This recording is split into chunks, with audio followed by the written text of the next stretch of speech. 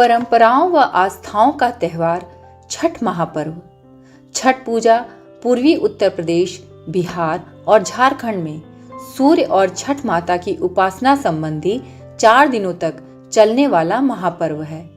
यह निसंतानों को संतान देने और संतानों की रक्षा और उनकी मनोकामना की पूर्ति के लिए किया जाता है। परिवार की तरक्की व खुशहाली इस पर्व का लक्ष्य है।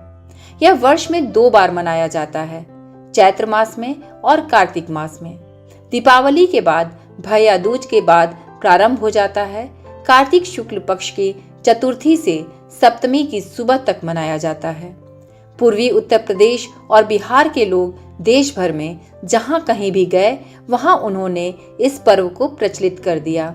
प्रवासी भारतीयों में भी यह बहुत लोकप्रिय हो गया है और वे लोग इसको उत्साह व उल्लास पूर्वक मनाते हैं। यह Mauritius, Guyana, Fiji, Trinidad, Suriname, Jamaica में भी धूमधाम से मनाया जाता है। छठी माता को सूर्य देवता की बहन और ब्रह्मा जी की मानस पुत्री माना जाता है। छठी माता सूर्य के पूजन करने से खुश होकर हमारी मनोकामनाएं पूर्ण करती हैं। छठी माता को कात्यायनी के रूप में भी जाना जाता है, जिनकी पूजा नवरात्रि के 6वें दिन की जाती है। इस प्रकार छठी माता माँ दुर्गा के अनेक रूपों में से एक हैं। छठ मनाने की अनेक पौराणिक कथाएं प्रचलित हैं, लेकिन इतना तय है कि छठ महापर्व वैदिक काल से ही चला आ रहा है। इसमें वैदिक आर्य संस्कृति की स्पष्ट झलक दिखती है। ऋग्वेद में भी सूर्य, उषा, प्रकृति आदि के पूजन का खूब उल्लेख मिलता है। ऐसी मान्यता है कि देवासुर संग्राम में जब देवता कमजोर पड़ने लगे, तब देवताओं की माता अदिति ने सूर्य मंदिर में जाकर छठी मैया की आराधना की। तब छठी मैया की कृपा से उन्हें तेजस्वी पुत्र आदित्य की प्राप्ति हुई, जिसने देवताओं को असुरों पर विजय दिलाई। सूर्य पूजा का महाभारत में बहुत उल्लेख मिलता है। उस समय आज के बिहार के भागलपुर, जमालपुर, मुंगेर आदि अंग देश कहलाते थे, जिनमें सूर्य के प्रबल उपासक कर्ण का शासन था। कर्ण को सूर्य पुत्र भी कहा जाता है। ऐसा माना जाता है कि छठ पूजा की शुरुआत महाभारत काल में कर्ण के द्वारा हो गई थी। माता सीता द्वारा छठ पूजा, द्रौपदी द्वारा पारिवारिक सुख हेतु छठी मैया की पूजा और राजा प्रियव्रत की कथा का भी उल्लेख पौराणिक साहित्य में मिलता है। छठ पूजा 4 दिन तक चलने वाला त्योहार है। पहला दिन नहाय खाए, दूसरा दिन खरना, तीसरा दिन सायं अर्घ और चौथा दिन उषा अर्घ होता है। छठ पूजा का पहला दिन नहाय खाए से शुरू होता है। पहले दिन नहाय खाए में घर की अच्छी तरह से साफ सफाई की जाती है और एक कमरा छठी मैया के सामग्री हेतु अलग कर दिया जाता है। सूर्य भगवान और छठी मैया की पूजा की जाती है। मन, कर्म, वचन की शुद्धता के साथ व्रत संपन्न करने के लिए आशीर्वाद मांगा जाता है। छठ व्रत में सफेद या काले वस्त्र धारण नहीं किए जाते। पहले दिन सेंधा नमक के साथ बनी कद्दू या लौकी की सब्जी, चने की दाल व अरवा चावल को बनाकर प्रसाद के रूप में ग्रहण किया जाता है।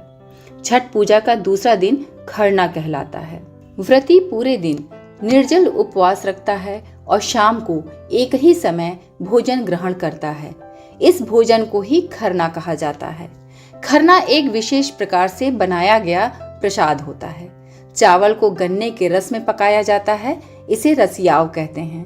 चावल का पीठा एवं घी चुपड़ी रोटी बनाई जाती है, इसे ही खरना कहते हैं। शाम को पूजा करने के बाद पहले व्रती प्रसाद के रूप में इसे ग्रहण करता है। इसके बाद 36 घंटे का निर्जल व्रत रखा जाता है। फिर परिवार के अन्य सदस्य भी इसे भोजन के रूप में ग्रहण करते हैं। फिर समाज के अन्य लोगों में भी इसे बांट दिया जाता है। नमक और चीनी का उपयोग इसे बनाने में नहीं किया जाता। छठ पूजा का तीसरा दिन सायं अर्घ का होता है। तीसरे दिन पूरी साफ सफाई के साथ प्रसाद तैयार किया जाता है। गुड़ व गेहूं के आटे से बना ठेकुआ, गुड़ चावल के आटे से बना कसार, अनेक तरह के फल व सब्जियां, चीनी से बने खिलौने आदि को मिट्टी के बर्तनों में तैयार कर बांस के बर्तनों में रखा जाता है। व्रती व्यक्ति इसे दौरा अर्थात एक प्रकार की गहरी डलिया या बांस के सूप में रखता है। इस प्रकार के सूप या डलिया कम से कम 2 तैयार किए जाते हैं। अधिक से अधिक अपनी सामर्थ्य व श्रद्धानुसार 5, 7 या 9 कुछ भी तैयार किए जा सकते हैं। हर इच्छा के लिए अलग अलग सूप तैयार करने की परंपरा है। इन सूपों को एक बड़ी डलिया में रखकर पीले कपड़े से बांधकर सिर पर रखकर जल राशि तक ले जाते हैं। व्रती सूरज डूबने से कम 1 घंटा पहले नदी या सरोवर में उतरता है और डुबकी लगाकर नहाने के पश्चात कमर तक जल में खड़ा होकर सूर्य भगवान की पूजा करता है। हाथ जोड़कर ओम सूर्याय नमः जाप करते हुए अपनी गलतियों की क्षमा मांगता है और अपने परिवार की खुशहाली का आशीर्वाद मांगता है। पूरे परिवार का एक एक सदस्य टोकरी को व्रती को चढ़ाने के लिए देता है। वह सदस्य टोकरी पर जल डालकर अर्घ देता है। फिर रात्रि में घर आकर छठ मैया के गीत गाए जाते हैं और भोर के लिए सूप से पुरानी सामग्री हटाकर नया प्रसाद डालकर तैयार कर लिया जाता है। छठ पूजा का अंतिम चौथा दिन होता है उषा अर्घ का। सूरज उगने से 1 घंटा पहले व्रती नदी या सरोवर के पास पहुंच जाते हैं। व्रती डुबकी लगाकर नहाकर सूरज भगवान की पूजा करते हैं।